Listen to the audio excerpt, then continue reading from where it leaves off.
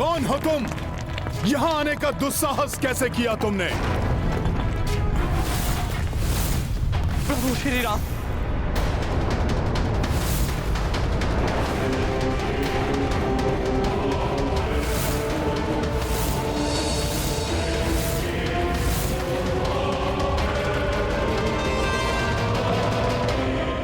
विभीषण जी, विभीषण जी, आपको इस प्रकार यहां आने की क्या आवश्यकता पड़ गई? हे संकट मोचन, हे महाबली, मुझे शीघ्र प्रभु श्री राम के पास ले चलिए।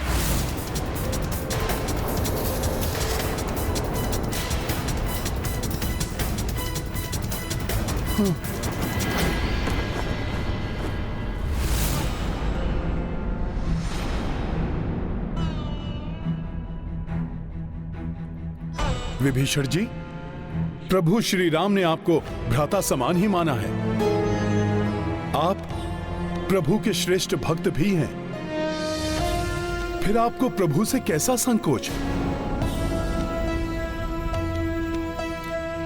विभीषण जी, आपकी जो भी दुविधा है, शीश उठाकर निसंकोच कहिए। जो राजा अपनी प्रजा को संकट में छोड़कर चला आया हो, उसका शीश कैसे उठ सकता है?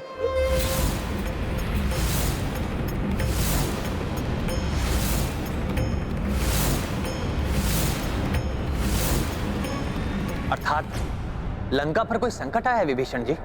हाँ प्रभु, लंका अब आपके अधीन नहीं रही।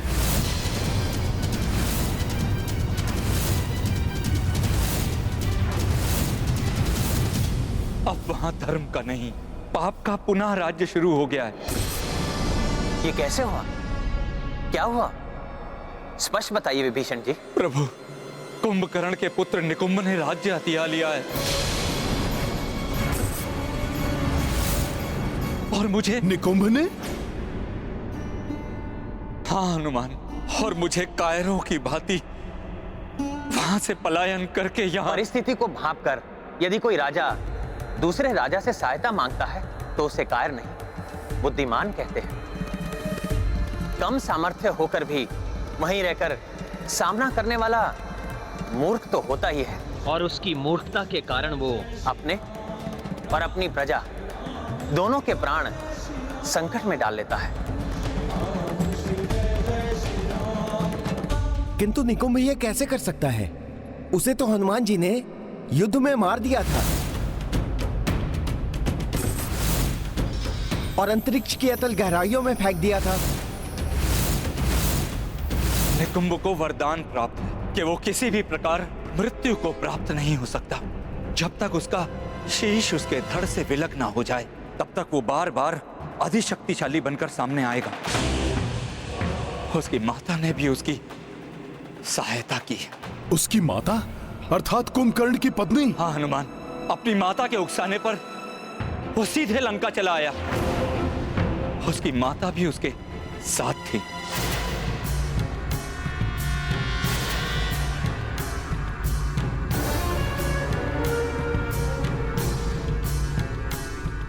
भाभी श्री,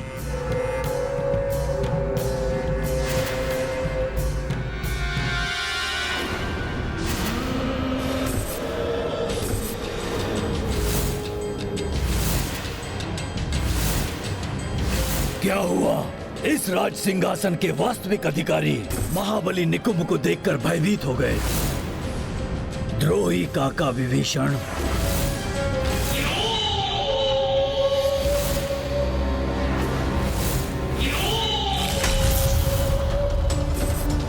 निकुंभ, तुम्हारा यह दुस्साहस!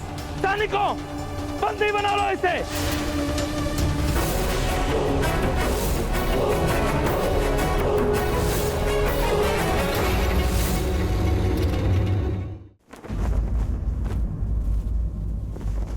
निकुंभ के पास सबकी सोच को परिवर्तित करने की विलक्षण मायावी शक्ति है।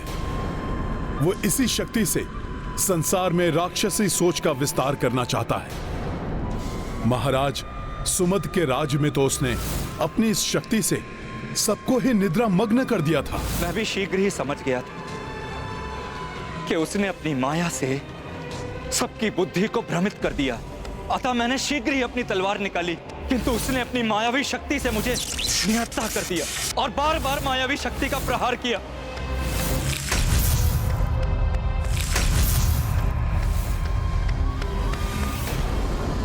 देखा माता,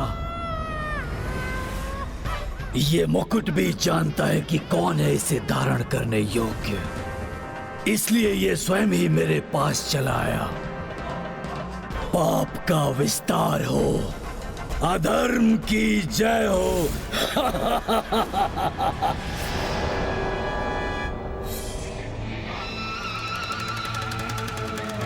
लंका के सबसे बलवान महाबली कुंभकर्ण के पुत्र हो तुम निकुंभ, इसलिए यहाँ के राजा बनने योग्य मात्र तुम ही हो। विभीषण जैसा कुलघाती नहीं।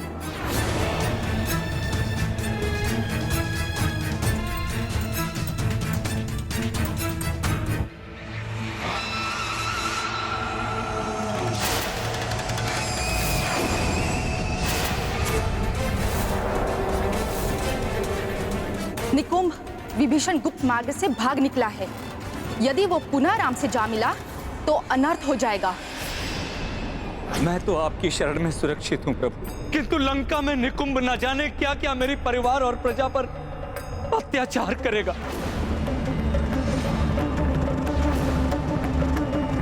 निकुंभ से उनकी रक्षा कीजिए प्रभु। महापापी है निकुंभ।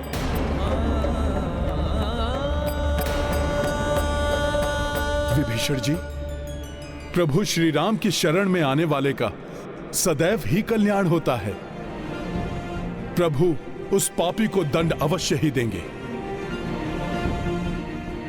आप चिंता ना करें विभीषण जी, मैं स्वयं अपने भ्राताओं के साथ और हनुमान को साथ लेकर आपके साथ लंका चलूंगा और आपको आपका राज्य वापस दिलवाऊंगा।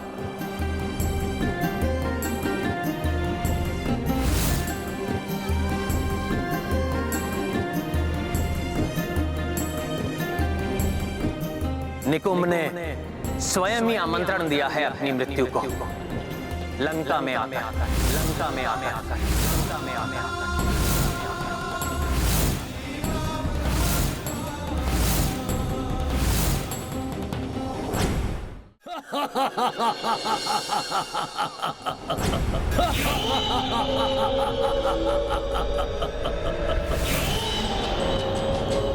लंका राक्षसों की थी और सदैव रहेगी।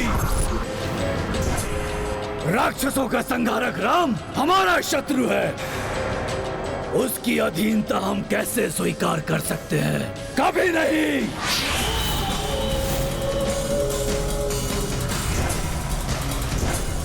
राक्षवीरों, मैं महाबली कुंभकर्ण का पुत्र निकुंभ आपका समस्त राक्षसों का खोया हुआ गौरव वापस लाऊंगा,